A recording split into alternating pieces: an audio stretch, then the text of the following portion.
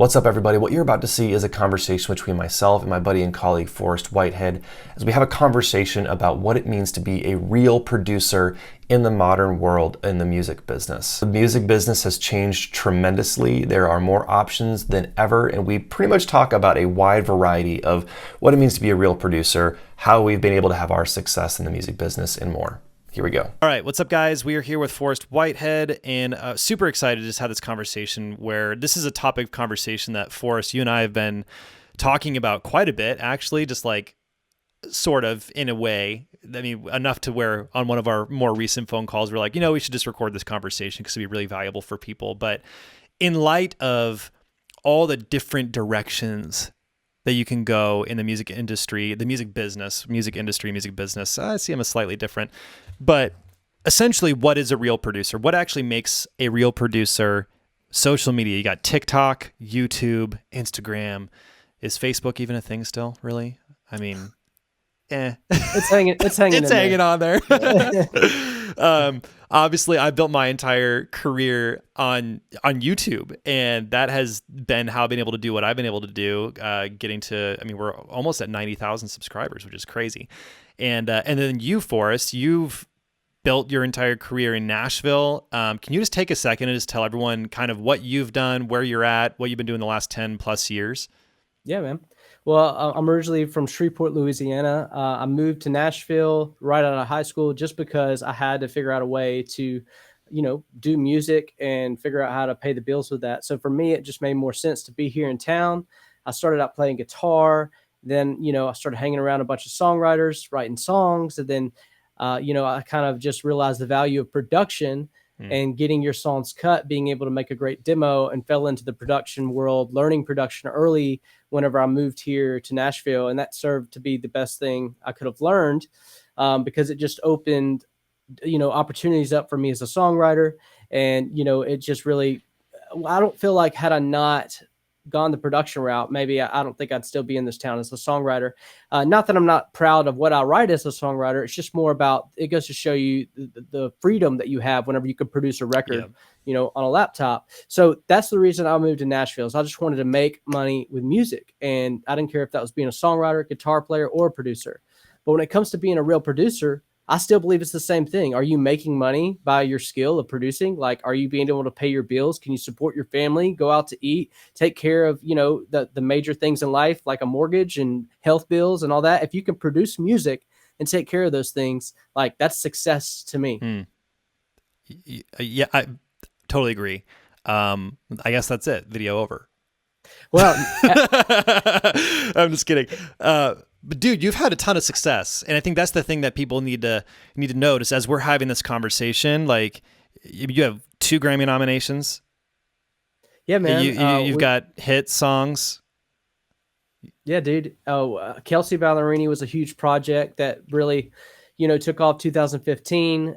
And, the last 5 years have just been crazy. And this year I was nominated for a Grammy working on a project with Mickey Guyton called Black Like Me. We lost the category to Vince Gill, but it was still cool being nominated again for a project that you work on. And again, something that you create and produce from your computer.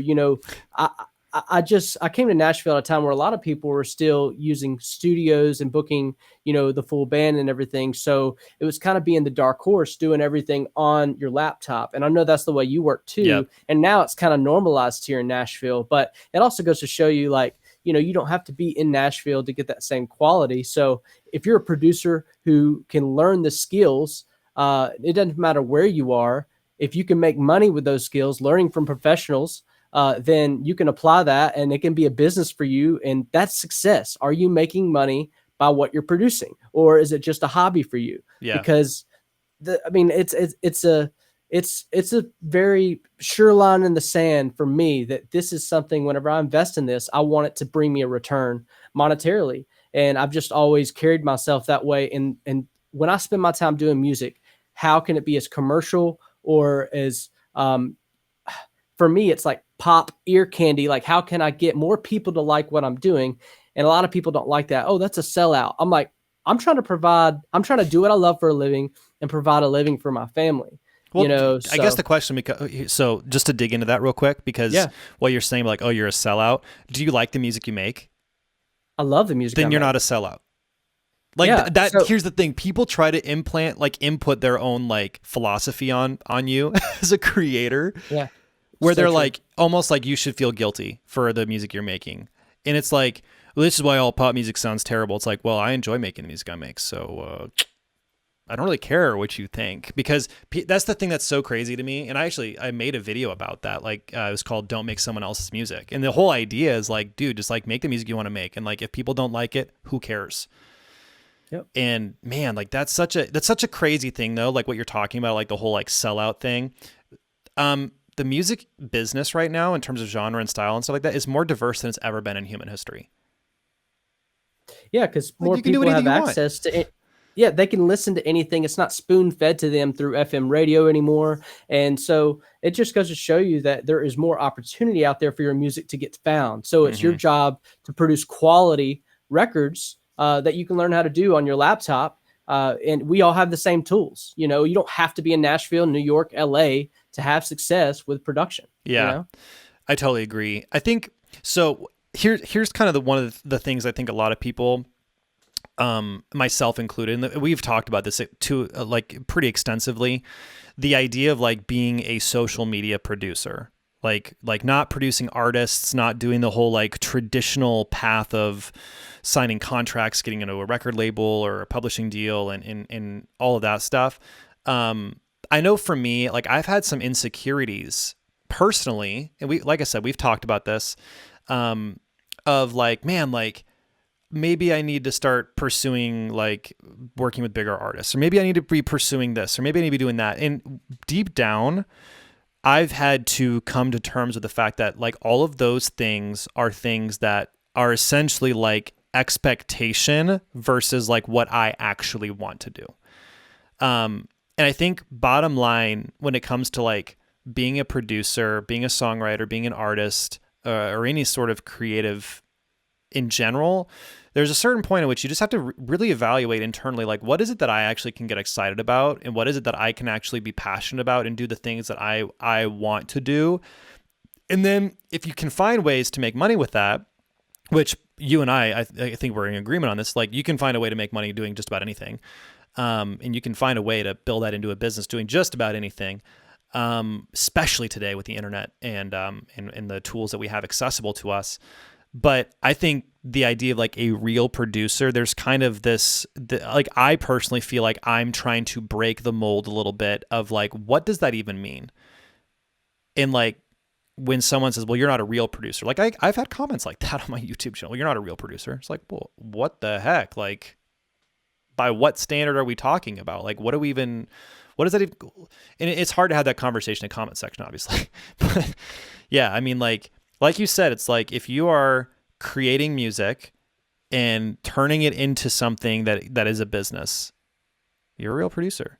But like, what do you think? I'm just kind of curious what you think, Forrest. Like, what do you think about like someone who has that skill set, but maybe they're not like in a business? Like, do you still see them as a real producer? Like, again, like I think that we kind of almost need to define like what is a real producer. You know what I mean? Like, as weird as that is, like, yeah, Yeah, well, I mean, would I can if I'm not making money driving a taxi, can I still call myself a taxi driver just because yeah, I that's drive a true. car? That's true. You know what I'm saying? So it's like if you're a producer on the at the end of the day and it makes you happy being producing your tracks, but if you're not serving somebody else with that skill, really that's what it comes down to. I would Mm, love to whenever you're making what you spend your time learning, if you're serving somebody else with that skill and making somebody else's life easier by delivering them a track, bringing value to somebody, you're a real producer. That's what it mm, is. Now, if you take money for that, or if you decide to do it for free or do it out of the goodness of your heart just because you love doing it,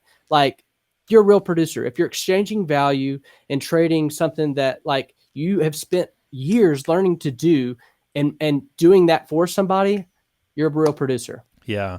I think the cool thing is that there are like all these varying degrees too of like skill, even within the professional landscape. I mean, dude, there are some professional producers out there, the real deal producers out there who like I think you and I might even kind of be like, Really? Like you're making money doing this? Wow. Well, it is one of those things like it's they're a little bit further up the ladder than some people getting started. And, that's another thing where I'm very passionate coming. It's weird because like a lot of people in the industry here in Nashville look at me like, why are you doing the internet thing? Like, Mm, why, and such an odd thing. Cause you're worried about people commenting on your stuff, talking about, well, like you're not a real producer or whatever. Well, why?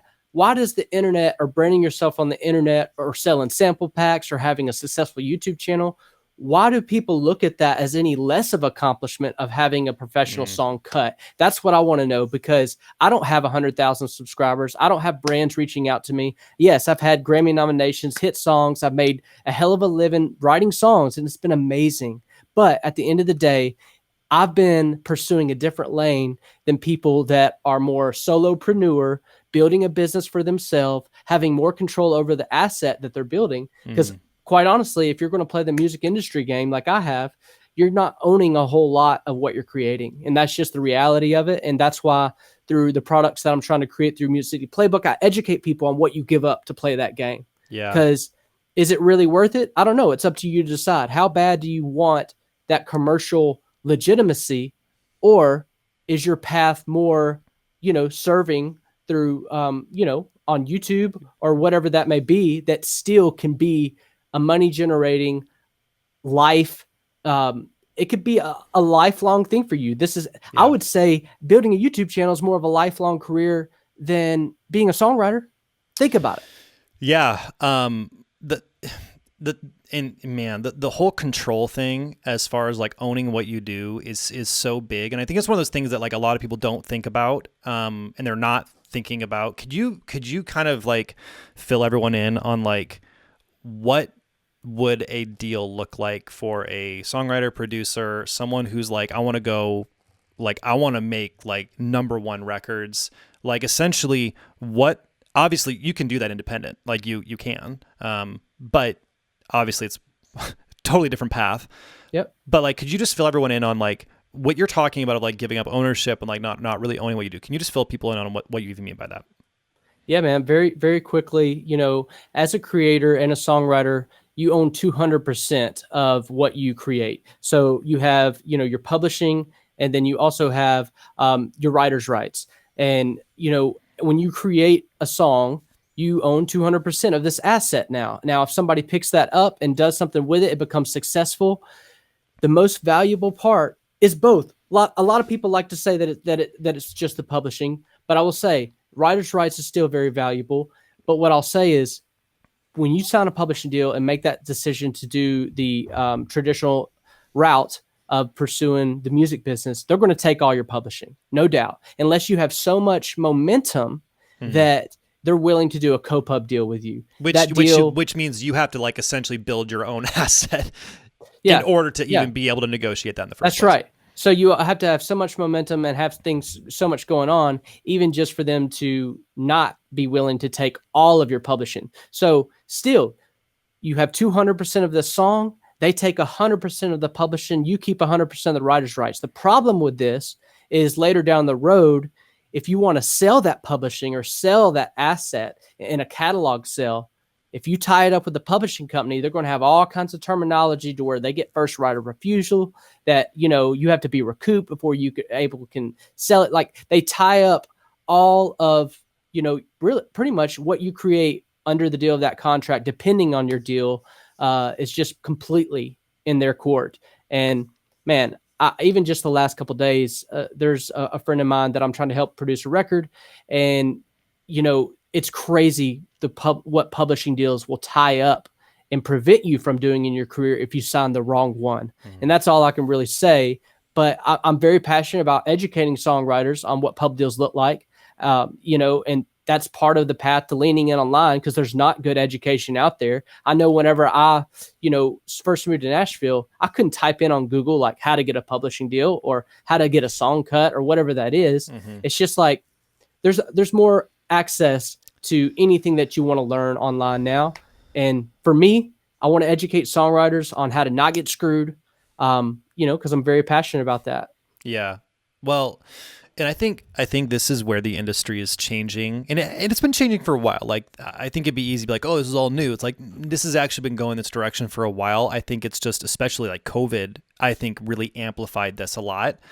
That you can actually own everything you do. It's a different path. Like, and I think this is the interesting thing about our conversations when we have these conversations, because you have been like steeped into the industry, that you know like what you're doing, and you have a super good head on your shoulders about it. And like for me, like, dude, I live in Nebraska. I don't want to move to Nashville, and I basically was like, well, I guess I'm going to make something myself. And that was sort of out of necessity, right? Like it was basically like, well, if I'm not going to move to Nashville or move to LA or do whatever, because my wife and I, we wanted to stay close to family since we have kids. And it's like, for us, it was like, okay, how can I build something that I own then? And I wasn't even thinking about it through the perspective of like, oh, like I'm just going to build it myself, so I own it. It was just, what else am I going to do? And now it's like hindsight 2020, realizing like, wow, I actually get to own everything I do. And like when I build something, the only boss I have is my wife, which really it's just like me, like, right. It's just like, Michaela, we're doing it this way. And she's like, all right, cool. It's like, that's about it. That's the conversation. And, but it's an interesting thing because the world has radically shifted. I mean, radio is not what it was.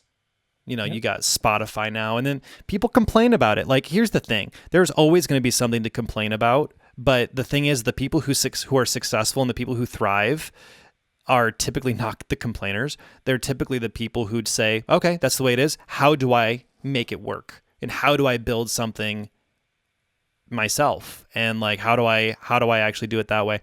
So I think, and it's cool because you're like heading more in that direction you already have, you know what I mean? Like you've already headed in that direction and you've already been having success with it.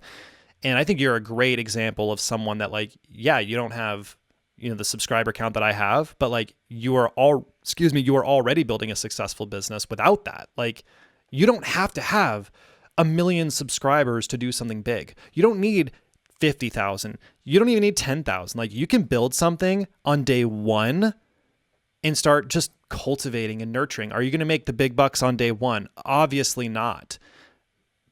But why on earth would you wait till 50,000 subscribers to actually have something valuable that you can offer, or something valuable that you can actually put out there? Like, man, like just do it now. I have a weird comparison, but it's almost like when the rat finds the cheese, he knows that it's going to be there. So as I started out as a songwriter, it took me years to break through and have success with it. But once I got a taste of that success, I knew it was available. I just wanted more of it and just dove and myself headfirst into it. So before I even leaned into the online space, like I know it's going to take years. Like I'm not one of those guys that's like, oh, I want to build a YouTube channel and then I do it for 6 months, then nothing happens and I quit. It's like, I know that to do anything worthwhile, it's 2, 3, 4, 5 years. I mean, even when you sign a songwriter, I feel like unless you're committing 4 or 5 years, I saw that. That looked weird. My light just went out. No, but what I was saying was like, even if you're signing a songwriter here in Nashville, if you're not willing to commit 3 to 4 years into that deal at 30 grand a year or whatever it is, like you're not really committed. Like you really got to see that thing grow and go through. So if I were to look at starting a business or look at starting a YouTube and not think in 4 or 5 year terms, like then I'm not seriously thinking about it. Yes, dude, that's so good. I mean, people, so like my YouTube channel has grown really fast, and that's like, but what people don't know is I started in 2016. Yep. So it's like funny because like people are like, oh, like how'd you become like an overnight success? It's like, well, I didn't. Yep. I just didn't. Like, you know what I mean? Like in 2017, like I quit for like 2 years and then came back in 2019, 2 years ago. And then it was like, okay, let's get back into this thing and like making it. And then it wasn't until April of 2020 that things started happening. And then ups and downs, man, like just you get peaks and valleys. And like there was a period of time I was like, man, it's going to go up forever, and then completely tanked. And then it's just this roller coaster of a ride. But you're totally right. Like anything like this does just take time. And unfortunately we're living in the fake guru world, right? Of like, become a millionaire next week. Like, you know, it's like all this stuff. And it's like, man, that's just not how it works. And like, in order to build something successful, it's like, it just takes time and energy and a lot of hard work and perseverance and grit and just like, man, sweat equity and all that. But That's it. man, like the opportunity that people have today is unprecedented. Absolutely unprecedented. Like, people watching this video right now, like, if you have a phone, you have the ability to like start a YouTube channel that probably has better video and audio quality. It's crazy. Even the like microphones and phones nowadays are even good. Like, hello, like Phineas literally uses his phone to capture sounds sometimes that he pulls into Logic and then uses on their actual records. He's not even like using like a Zoom like or like a Tascam like hand recorder that's like actually like a professional. He's using his phone. Yep. And like Lauv, I've watched a video of Lauv producing "I get better when I'm with you." The whole like yeah, that whole vocal he did on his phone. I didn't know that. That's awesome. Are you kidding me? Like, Yeah. I love that. I just love it. It's so cool. But like, I think it just really goes to show that like, man, people get so worked up and tied up over things. And it's like, man, it's just right in front of your face. Like, you just, but it takes determination and grit and like all of this stuff that like you have to be thinking differently than like other people. And it's hard when most people want that comfortable 9 to 5. They're used to that. And then they're around people that are used to that. So then when you start telling people I want to do something different, man, it's like, it's hard to break that mold, which I think we probably agree. Like, you need to surround yourself with people that are like-minded, that are, and people that are ahead of you. Yeah. The quickest way to get anywhere you want to be is to surround yourself with people that have already done it. That's why I moved to Nashville, surrounded myself with hit songwriters and try to get in that, vibe. And as I'm leaning into the online marketing world, that's why I pay to be around people smarter than me that can help my business grow and, build relationships. And, I've just learned that that's just the easiest way to get where you want to go is just to learn from people that have done it before and that have had success with it. Yeah, totally agree. I mean, I've invested obviously too. I mean, I've spent money to learn, and I'm not talking about a college degree. I'm talking about like outside of my college degree, and which is pretty much worthless. But it's such an interesting thing that like we live in this time where like going back to like this whole like what is a real producer kind of a thing. It's like if you make music, great quality, and like find a way to do something with it, like you're a real producer. Like, and who cares what anyone else says? Like, at the end of the day, really, who cares? Why does it matter? And I've had to wrestle that down myself. Like, why does it matter if someone like says like, oh, you're not a pro producer, or like, like whatever. It's like, why do I care again? Like, and I think too, you have to pick the path that you're going to get excited about, because burnout's real.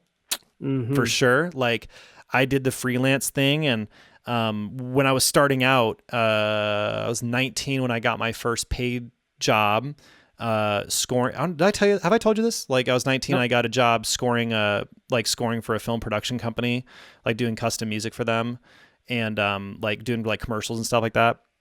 Anyway, like I got paid like $300. $300 for my first one. And it sucked. It was terrible, but I learned so much. But I ended up, doing everything from like film scoring. I think I scored like 10 to 12 shorts, and then like arranging and composition, all this stuff like that. Like more in like some more of the classical side of the world, and like was commissioned to do stuff and whatnot. And basically said yes to everything, which I think is actually a really good thing for young aspiring musicians, to just say yes to literally everything, because that's actually going to teach you more about what you don't like to do, so you can get focused on the things that you do like. So if you're just getting started, every opportunity that comes in front of you, just yes. And then what's going to happen is that you're going to find like, man, that sucked. Man, that sucked. I don't want to do that anymore. Man, I don't want to do that anymore. And as a result, you're going to actually start checking off the list of, I don't want to do that. I'm not going to do that anymore. I'm not going to do that. And so every time I did new things, I was like, well, maybe this is what I want to do. No, I don't want to do that. And when it all wound up to it, I ended up working. I did like this internship for this music producer that I learned from, and he was like, "I want to bring you in as a producer, like, and actually like staff, like bring you on as like staff or whatever for the studio and like producing bands and stuff." But like, I came to find that like I just want to make my own music. Like, I don't really want to be an artist. Like, I don't want to go out and tour. I don't want to do the whole artist thing, but I just want to make my own music, and I want to do the things that excite me there. And YouTube has proven to be such a beautiful outlet because I don't have to worry so much about like, am I getting spins on Spotify? Am I getting my stuff on the radio? Because that doesn't really matter. Instead, it's like I can literally just make the music I get excited about. And then like throughout all of that, for years, I've known that I'm extremely passionate about teaching, and I'm extremely passionate about just like talking about music, and found that I have a good way of doing it. I know you're the exact same. And so I've wanted to teach in this capacity that I'm doing right now for like 7 to 8 years, but it took that long to finally get to the point to where I was actually able to do it. And so like, that's like a long way of saying, you know what, like this is not easy, but you need to find the things that actually excite you and give you more like meaning, if you will. And then just like stick with it, and then like pour everything into that. Like once you know, and it's going to take time to figure that out. I think it probably took you time to figure out what the real thing is that you want to do. And I think we've even talked like that's how that's morphs over time sometimes too. Yeah, man, for sure. I mean, and that's part of just living life and not putting yourself into that box of, well, I'm an accountant, so I always have to be an accountant. Yeah. Or, you know, you can always evolve and change. And, you know, there was one time where I was just a songwriter, and then I turned into a songwriting producer. And now, you know, I'm a songwriting producer, internet, whatever, you know, and it's just like to keep putting those tools in your tool belt is what I always talk about too. And a lot of the courses that I do is just how many tools can you equip yourself with, how much valuable, you know, I'm learning all this stuff about cameras and editing. And if I go do another interview, you know, with an artist or whatever that I'm talking to, I have more knowledge about that. I'm more valuable in that situation. And so I encourage anybody that if you're just a guitar player or just a singer, like once you start adding more tools, and I always think that the best thing is production.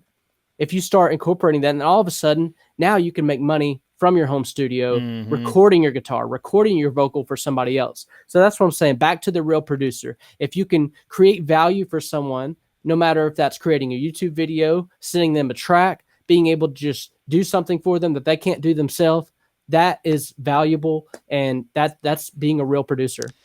Dude, honestly, I have been saying for years that learning to produce music is single-handedly the most valuable tool. It's like valuable skill set you could ever learn. And so when I was in college, I was getting my degree in music composition. I was literally telling all the other composers at my school, learn how to produce music. Like, what are you doing? Because they're like, I'm composing my music in Finale or Sibelius. It's like, good for you.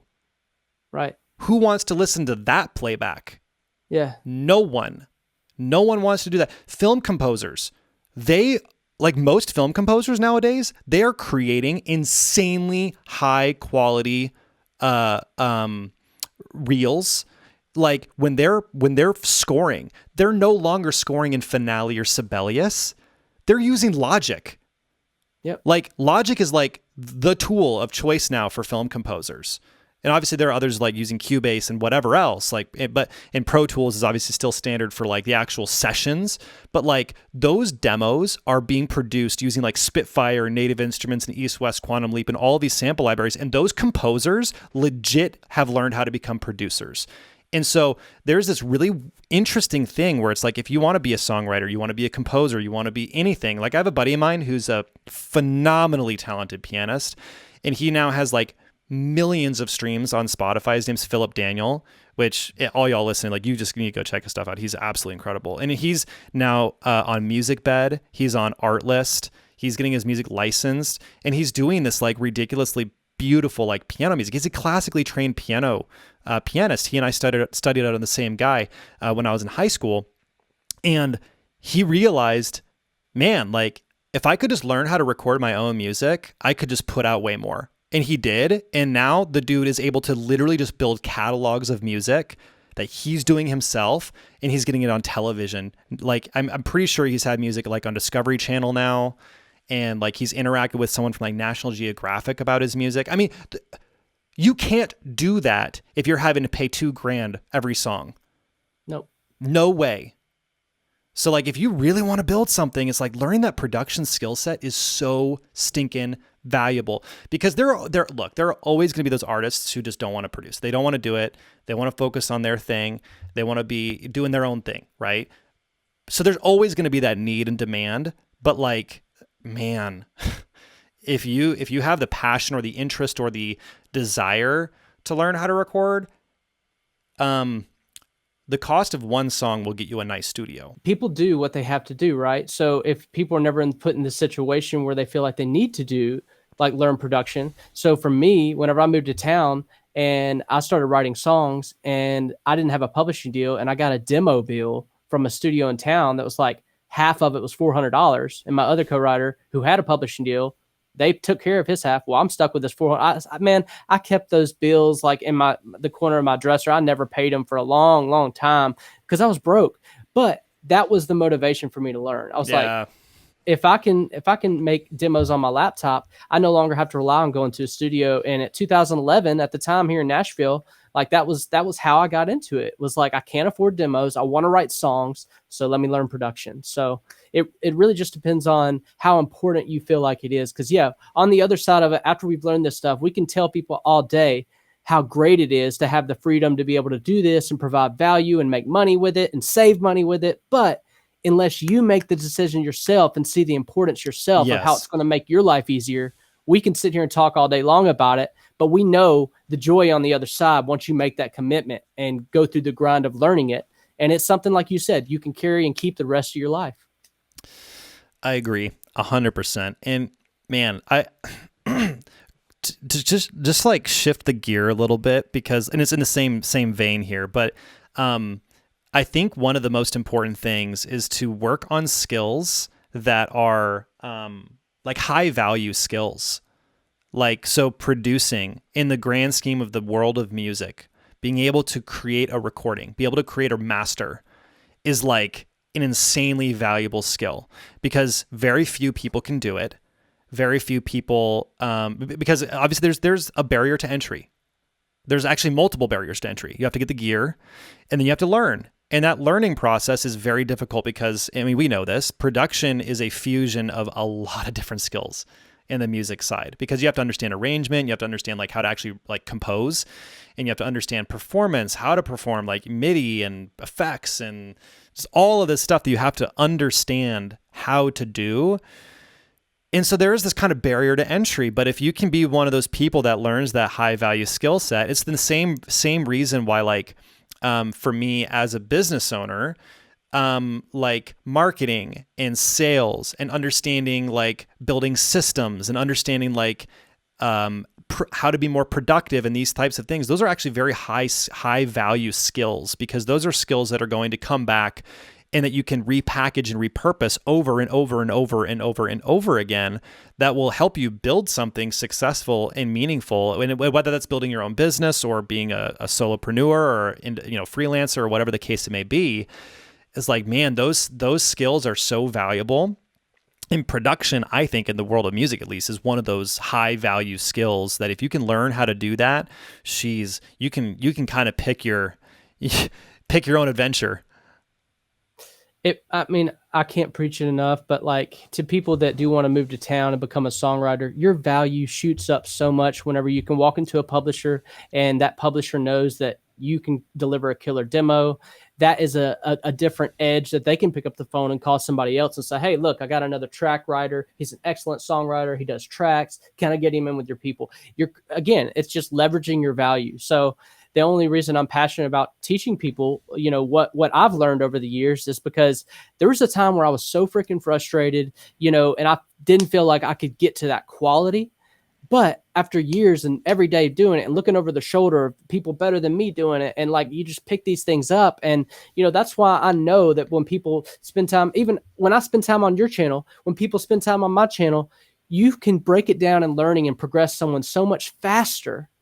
And that's what makes it fun, because this information, was, not as available out there even 10, 15 years Yep. ago, whenever we first started learning this stuff. So that's what's so fun about it, is like, if you're motivated to learn it, it really comes down to you investing in yourself and staying with it long enough to see a result, just like with anything else. Back to the 2 to 3 or 4 or 5 year thing. Yeah. You want to become a producer, you better be thinking, I'm going to do this for the next 4 or 5 years before I give up. Yep.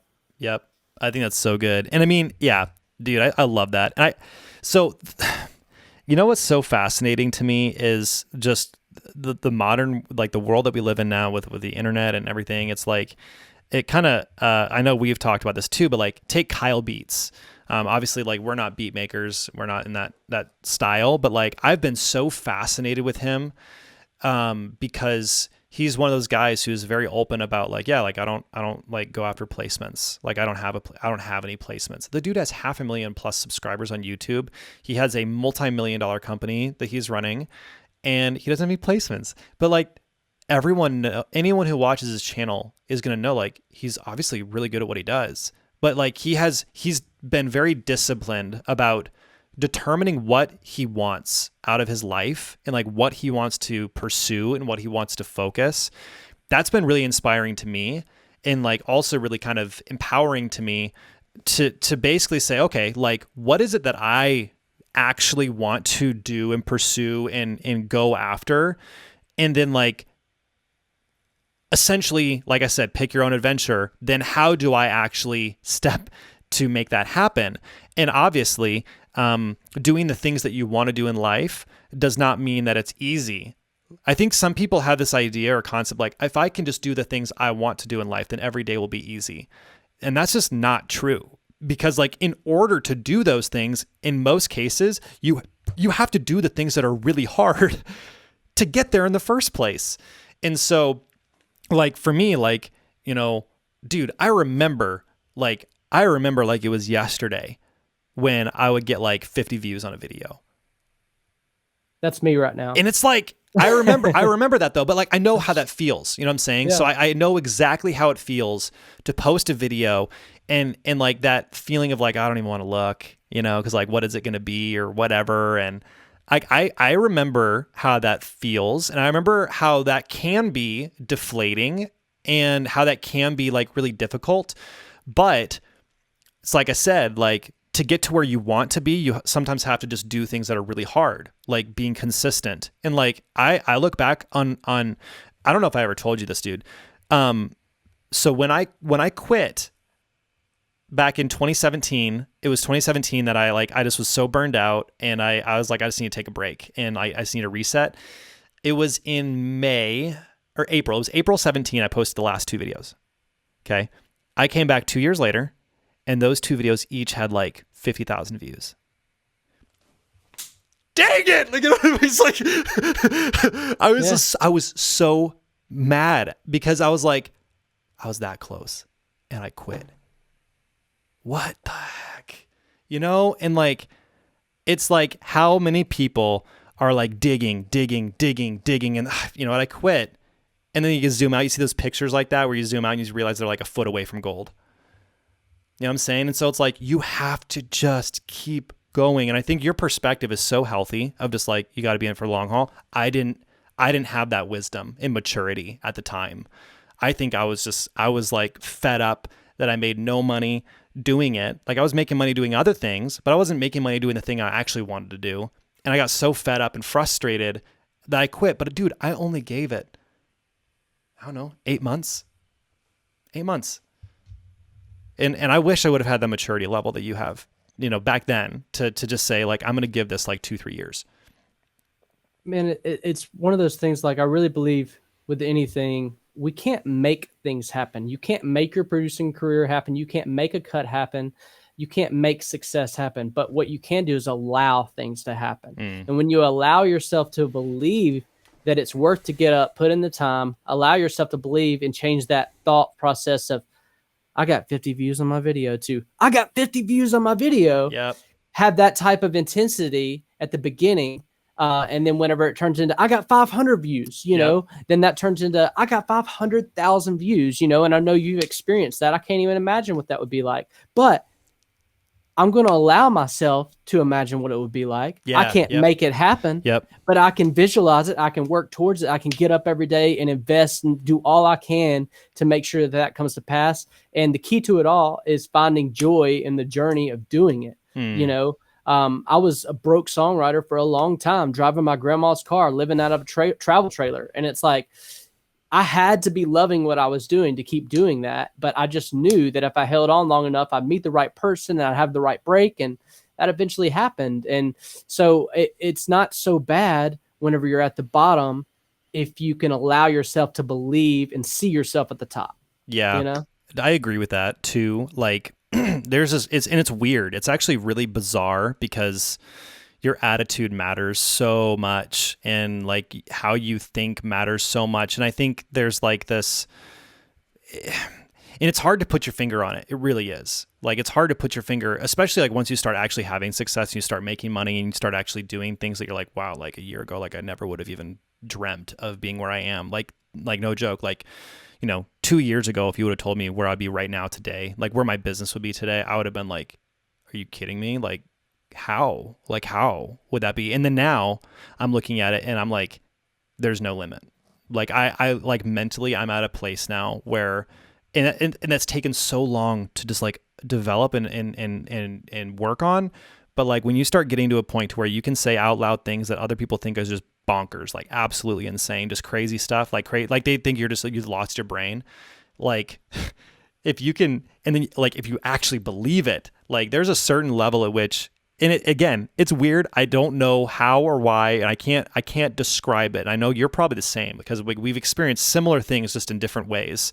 But like, there's a certain point at which like I'm like mentally so confident of where we're going, and I'm like in my brain, it's like it's gonna happen. Like it's like, and it's almost like nonchalant at this point, where I have to work really hard still. I'm not saying I don't have to work hard, but there's this weird thing that happens just mentally speaking, where when you start hitting a certain confidence level, in call it arrogance. I don't think it is. I don't think it's arrogance, but I think it's just a high level of belief that it's weird. And it's like almost a woo kind of a thing, not woo, but it's almost like a hard to describe, because most people probably, like, even as I'm saying this out loud, I'm thinking of like how viewers are thinking about what I'm saying, and like how someone listening to this, how this comes across. Like for someone who's never experienced it, it's kind of like, y'all good, bro? But like, I think we both experienced it. Yeah, man. And it's like, I mean, no matter what you believe, it's like the way the world works is, on attraction. And if it's, ain't it funny how like the most attractive who know that they're attractive probably are, you know what I'm saying? If you're a movie star or whatever, they carry themselves a certain way. So whenever you think about how things attract, whenever you carry that confidence towards these ideas and your goals and your beliefs, and you write them down, and you have this vibration whenever you look at those things, and it gets some kind of energy out of you of, I want that, I need that, I deserve that, you attract that. And so whenever you put in the day-to-day work for it, and you tell yourself, I'm going to get there, I'm going to hit it, you're just attracting that whole thing to happen a lot quicker, rather than telling yourself and feeding your mind with all the reasons why it won't happen, and not putting in the work and doing all these things. It really is it's like a snowball thing. You tell yourself that these things are going to happen, you put in the work, eventually that's going to snowball into a breakthrough. It always does. Yeah. There's no question that thinking you can't do something is like the kiss of death. Like it really is. It just is. Like it is. Like if you think you can't do it, you're right. Like 100%. You decide. And you know what's funny is I won't say, I'm trying to think how I want to approach that. Thinking about how I want to say that. Let's put a hypothetical. This is a true story, but there, and I'm not going to put it in the context of where it really is, because I just don't want anyone to think I'm talking about them. But take this person here who's making music right now we'll say 6 months ago, and then we'll get into present. So you take someone who's like, I believe I'm going to I believe that I'm going to make something just incredible, and like, they're going to do something serious with their life, and they are just actively every single day doing it. I mean, like making tracks like that, just spitting out music. And like, here I am, I'm kind of like, I don't know, man. Like but like that person just kept doing it, kept doing it, kept doing it. And like, it was amazing because now 6 months later or whatever it is, it's like, are you kidding me? Are you kidding me? That's not even the same person anymore. But that person was just like, I'm doing it. It is going to happen. And it's like wild how some of those things can just like so radically transform, not even just like the things that you actually do, but your actual skill set too. Like your skill set will go up because how you approach what you're doing is going to be so much different. Like the seriousness, the focus, all of these things, the way you approach it, it's going to be so hyper focused on doing it in the right way. Man, you're going to learn way faster. You just are. Dude, of course. Of course. And it's all about finding something that you're interested and excited about doing. You know, the reason we get up and do this every day is because we genuinely love it. Oh, yeah. So the moment that you align what you love to do in a business, not saying it's ever the easiest thing, but it's always the thing that's most worth it. Like if you love to do it, you can create a business out of it. It's not always going to be easy. It's sometimes going to suck. There's sometimes going to be seasons where it sucks more than it's cool. But at the same time, it's going to be worth it. Yeah. Because, you know, for the longevity of things, the only way that you could stick with something for 3 or 4 or 5 years and see it through is if you love it. So, you know, and back to people progressing, the same thing happens in Nashville. I'll write with somebody that I think, they were just all right. But then 2-3 years later, they're having hit song after hit song, and they've been grinding their butt off and networking and being able to just move up the ladder and surpass me in some ways. And I'm just like, damn, where'd that come from? You know, like, and you can tell when people put in the work, and it doesn't go mistaken. And it's, people may have certain breakthroughs, but like you said, nothing's an overnight success. And, you know, if it is an overnight success, I bet you they're not around in 3 or 4 or 5 years.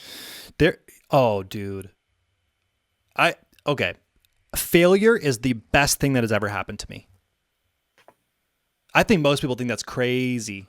It's so true. Failure is the best thing that has ever happened in my entire life. And I can say that with 1000% confidence because here's the thing about failure most people don't think about. Failure is just such a good way of saying you did it wrong.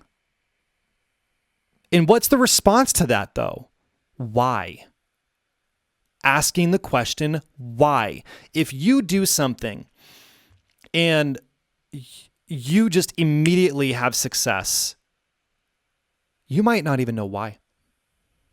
I don't think you'll even know why. Unless you spent like years just planning. But even then, I think you could spend years planning and still probably are just going to fail. And this is like the advice. I have some, you know, people that I know who are, you know, and like you and I have had these conversations and things like that of like just like building products and like selling online and like building and doing things. And the number one thing I've told people is like the biggest thing that you need to do right now is put something up right now. Don't wait. Don't wait. If you spend a year planning something instead of just doing it, just do it right now. If you're producing artists, start taking paid clients right now, even if you don't think you're ready. Yep. Like, you obviously have to have a certain level of skill set to just be able to even do that in the first place. But like, do it for like $100 if you think you're not that good. But take something. You can't just do it for free. Like, not yet. I mean, you can do it for free, but like, put yourself in a situation where you can fail. Because if you're not in a situation where you can fail, then you will never actually fail and allow yourself to learn the lessons of what those failures are going to do for you. And then you need to retrain your brain on how you even think about failure. It's not failure. It's not failure. It's teaching me something. It's teaching me something. And so like all the times that I failed before have served to teach me lessons that I can take and implement and do to the point that now, like, I've just been thinking more and more about like the future and like the future of YouTube and the future of my business and the internet and all this stuff.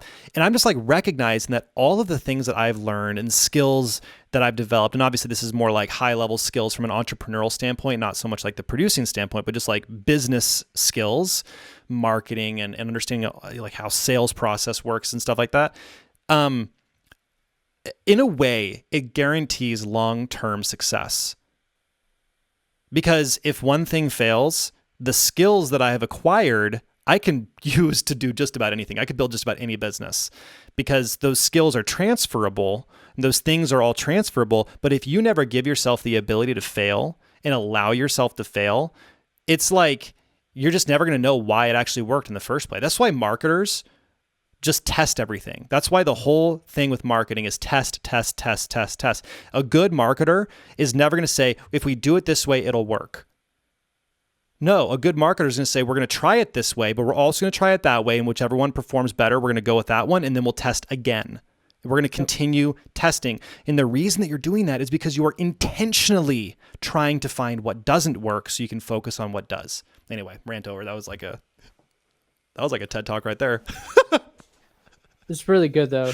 Yeah, I just think that all of this stuff, like people watching, like obviously we've covered a lot of things here and we're just kind of just talking. And first of all, like a lot of this is like, I'm doing the very thing I just said, testing. I'm testing to see, like, do you guys even like this kind of content? Do people even want to watch this? Is this something that's actually even interesting and engaging for them? If so, drop a comment. That's the first thing. Like, let us know, like, seriously, I think that'd be super, super helpful and valuable to know if you want more videos like these. But the thing is that with all of this, for anyone watching this video, for anyone like engaging with us in this conversation, like bottom line is that whether you live in Greenland or whether you live in Nashville, like if you learn how to produce, provide value for someone, pick your own adventure, don't care what other people think because people are always going to have their opinions. And funny thing is, when you start having success, the trolls come out in full force. So, you know, when you start having success, you're going to have more and more people saying you're this, you're that, you're not whatever. Like I have people say I'm not really a pro producer. It's like, man, how does a not pro producer do what I've done? So, Well, you know, I mean, just like anything else, no matter what type of success, if you don't have people talking trash, then you're not as successful as you think you are. So the moment that the trolls come out and people do start hating or have an opinion about you, usually that means that, you know, everything has a contrast. Usually that means a lot of people love what you do and really are into supporting, you know, your vibe or whatever. And, you know, that it can't work for everybody. So I actually really love the contrast, meaning when I know that I have people that look forward to when I post, but I know people talk trash about what my videos are, or that I use stock plugins, or I do it way too simple, or whatever, or that I'm not really showing how I do it, or the way people, whatever they say, you know what I'm saying? Yeah. But what I do is I love that because I have their attention. Yeah. I have their attention to where it's important enough to where they're talking about it. So that shows me that I'm at least progressing and getting the attention of people to at least have an opinion. The worst thing is not have an opinion. Whenever you have people that don't say anything, that's how you know you're not doing anything. That's very true. Yep. That's very true. Yeah, I agree 100%. Man, this is like, honestly, again, I'm just like so curious to see what people think of this because I would love to do this again. This is actually our second time doing this because the first one I kind of messed up on the video, so my bad. But thanks for just like jumping in again and like doing it again. This has been awesome. And yeah, I think what you're doing is awesome. So for those that are here still, like definitely go subscribe to Forrest's channel. I think that what you're doing is awesome, and you're one of the good ones. You're one of the good guys, and there's definitely a lot of people on YouTube who are not. So well, just before we end, I want to say this too. I just want to publicly thank you for supporting me and always including me in your videos and driving traffic to my channel. It really means a lot. So back to you.